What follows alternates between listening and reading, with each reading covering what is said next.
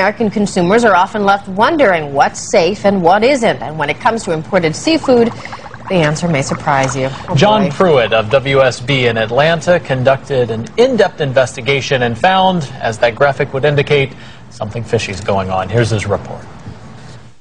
What country is the shrimp from?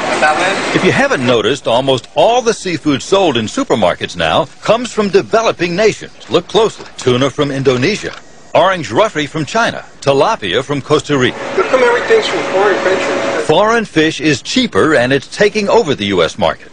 80% of all seafood sold in the U.S. is now imported. Now, I don't think the people have any idea how much imported seafood's coming into this country. The FDA inspects and tests less than 1% of all seafood imports. And when it does, it frequently finds filthy fish and banned chemicals. FDA records show page after page of rejected shipments. Catfish from China, veterinary drugs. Swordfish from Vietnam, poisonous. Snapper from Malaysia, filthy. If it's from a foreign country, I'd be very cautious. I wouldn't eat it. Ron Sparks knows what can be found in foreign fish. As Alabama's Commissioner of Agriculture, he's been to Vietnam and witnessed fish farmed in sewage. Sparks has ordered extensive testing of fish imports in Alabama, one of the few states with a seafood safety testing program. 50 to 60% of all fish imports in Alabama are rejected. One of the things often found in this imported fish is a fungicide called malachite green.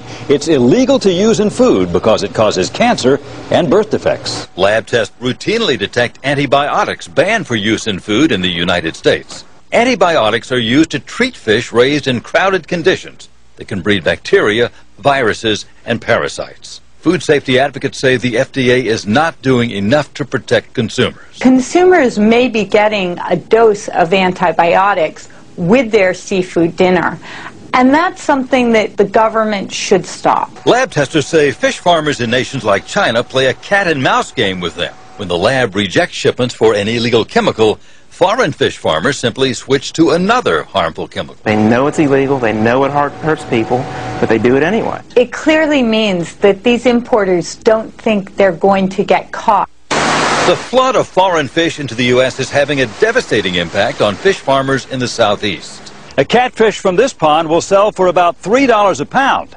An import from China, $2 a pound. Bush Wilson's been a catfish farmer for almost 20 years. He says U.S. farmers play by the rules, but can't compete with cheap importers who cut corners on safety. The farmers in the fish industry contend that we can compete with anybody in the world if we have a fair playing field. But if you've got an unfair playing field, nobody can compete. Researchers say the chemicals and antibiotics found may not make you sick immediately, but eaten over a long period of time, they pose a significant health risk.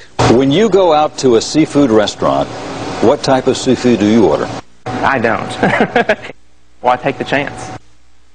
That's the problem, too. If you go to a restaurant, ask the waiter or waitress, so where is this from? Is it farmed or fresh? They'll go, huh? Huh? Yeah. I mean, it's very hard to track when you're going out to eat. And when you buy it at home, very expensive. I try to do freshwater fish here, not farm fish. Extremely expensive.